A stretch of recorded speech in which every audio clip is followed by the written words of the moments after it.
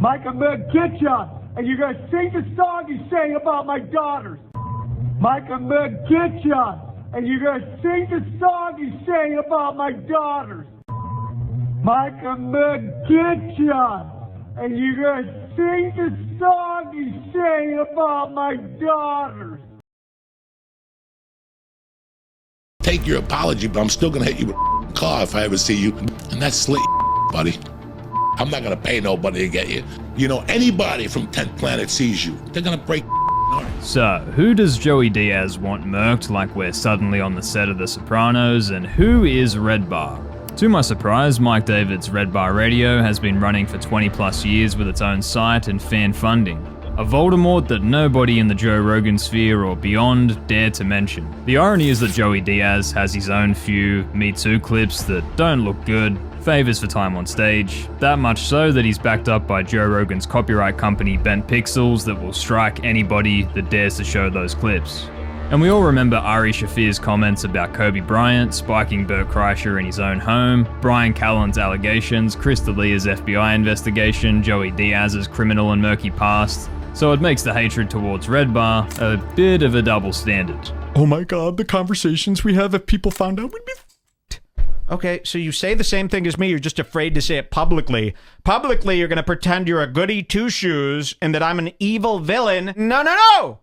He's a white kid that had everything going for him in his life. He's got rich parents, his family's got money. But people were starting to get concerned, and I get a call every couple of weeks from somebody going, this is going to go down. That he and Theo Von and other comedians let Redbar Radio get under their skin shows that they don't understand how to deal with a troll.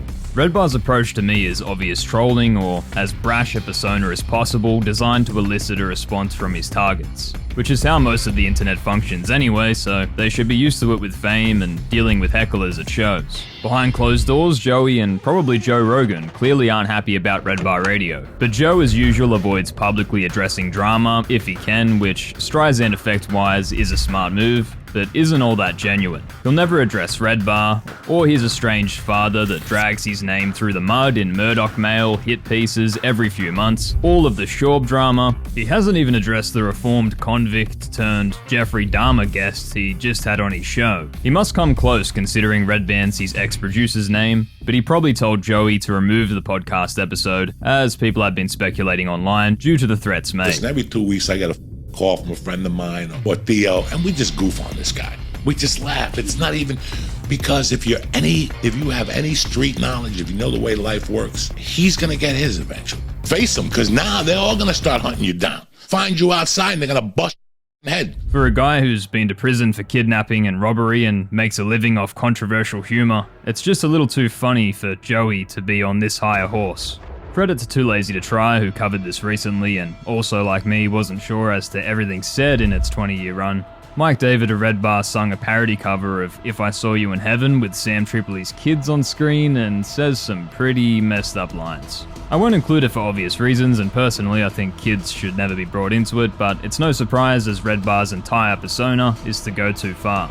But when you're a comedian whose whole image is also no joke is too far, look at the bad guy I used to be, it's ironic to then drive 11 hours to confront Mike in person with the help of a private investigator, as fellow comedian Sam Tripoli did. And finally, Tripoli hired an investigator and found him in Tucson hiding. He was out there for 10 hours, Tripoli. Tripoli's gonna, when the cops do come, somebody's gonna show them all the videos that you said and all you talked about. It's not gonna be a good day for you. 10 hours outside of Mike's place, for Mike to not answer or call the cops, the story is just insane. Add on top when the cops see the video you've done, Joey, they aren't in good taste at all, but does he really think the police can arrest Mike David for that? Laughable from Joey, but adding in his and Sam's endless threats on podcasts, it wouldn't look good in court if it gets to that point. Speech, this is free. You don't know the definition of free speech. You should be worried about me kicking your teeth in, okay? Love or despise Redbar, he's playing the villain, troll, heel of the comedy world, who will push boundaries into ugly places. And his bio even tries to hide behind the show being fiction like a movie. Not to be taken seriously by anyone, much like this disclaimer. It's definitely not for everybody, hence the niche audience, but it's hard to be the arbiter of funny and say Redbar is going too far, while Louis C.K. did a similar thing with his Parkland joke, controversial but praised by comedy fans. Or much the same with South Park's darkest jokes. Comedy, according to the Rogan sphere, is supposed to have no line you can't cross. And now its most famous free speech purveyors want the Redbar host for crossing the line they say doesn't exist. Joey even then does the same thing he's mad at Mike about. They made Rogan be guilty for laughing at my joke. Your wife is guilty of laughter. So if she's with you, I'm sure they're gonna Neither party looks the winner after all of that. Really, it's bad on all ends. Either way, finding Redbar, as many have stated, is like a weird alternate dimension. Strangely, visually and audio-wise, the production quality is quite good for a show you've never heard of, prompting you to go, what is this? But as it goes on, you realize it's a lot more negative, brash, and controversial than most podcast listeners are used to, and thus will always be a niche show. When clips go viral on YouTube or Reddit, some agree with these points, but most are put off by Mike's cynical persona, over-the-top approach, or gags seen as racist, or they have no clue what it even is. As it has more of an Alex Jones-esque presence on social media than a traditional show, due to its controversial nature. Style-wise too, with the explosion soundbites, yelling, occasional slurs, animated performance. Joey claims Redbar is a failed comic, and while it's hard to source an official story on Mike David, it seems he was pushed out of owning his own comedy club and might have some hatred towards the scene, especially when people like Schaub or Kreischer prosper in the industry through their connections. Fans of the early show point out, however, that it used to be more of a Howard Stern type of approach in its first decade, before becoming the mock every comedian show that it is today. In this story, neither party is the hero, but it really is something to see how sensitive these tough-skinned, apparently top-of-their-game comedians are when the joke is on them, as 99% of the time they ignore events like this and all that happens is an X-comment dismissing Redbar like Andrew Santino. Oh, Redbar said something mean about you. I'm like, someone that talks about comedy for a living mentioned me? Like, I'm in the rotation in some way? Like, you don't get to decide how people talk about you. Do you follow him? I do. I do too. I do. Yeah. I think that he's, I mean, there's something important about him. What the? Plot twist and a half, Bobby Lee and Whitney Cummings are surprisingly the first and only comedians to be admitted fans of Redbar Radio. Bobby does say that Redbar lies quite a bit, and Whitney says let's just let him do his thing as we're not the intended audience, which is funny as her sister is a dedicated Redbar fan. It only gets weirder, doesn't it? For Whitney to acknowledge that comedians needing everyone to like them is ridiculous too. I mean, either the universe is upside down or they're trying to have less videos made about themselves by appearing more humble. You know what I mean? Have you watched the ones on you? He's easy on me. YouTuber Too Lazy to Try is the only other figure that comedians have acknowledged. Brian Callen's mum saw his videos and didn't like it, but that's Callen's fault for being in a cow suit and being whipped by Steven Crowder, which, is he even still working there? Or Steve-O, not a comedian, but he did acknowledge Too Lazy to Try in a pretty friendly way. He won't copyright strike anything, but states he can't watch as it hurts his feelings, which was a solid way to handle the criticism. Steve-O had a few blunders that went viral, like doing zero research before his podcast with Danny Brown. What do you do on stage? I do music. You do music? Mm-hmm.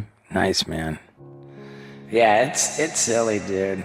But he owned up to it really well, a masterclass for others in the podcast space who just block out the criticism and keep doing the same thing that's losing them fans. But there is something to be said in ignoring Redbar, as any attention given is the only reason many have recently found the show. Especially Joey being mad that Redbar said he's on Xanax, and then stating in the reply that he is on Xanax. I got the proof. So what you talking about? Thumbnail? Thank you. I got proof I don't do Xanax with my Xanax bottle. The whole thing was a mess that only grew Redbar's audience. Redbar Radio will continue on unless someone tries litigation like Schaub did, as it exists outside of the usual bubble. It doesn't take sponsors, it doesn't rely on Patreon or AdSense money, which take a large cut compared to being entirely independent, and that's how the show manages to have zero breaks or no rules, unlike most. Whether loved or hated, Redbar Radio will continue to upset every millionaire comedian silly enough to give the show the time of day. You better apologize, brother, because you're going to be hiding the rest of your life over nothing. And there's Ari Shaffir in the background, probably getting ready to hose him down. I have a lot of friends that are very affected by him. Have you? How so? Like that? Like they complain about him. Okay, yeah. No, I've heard people are like, "Did you see that Redbar video that you were in?"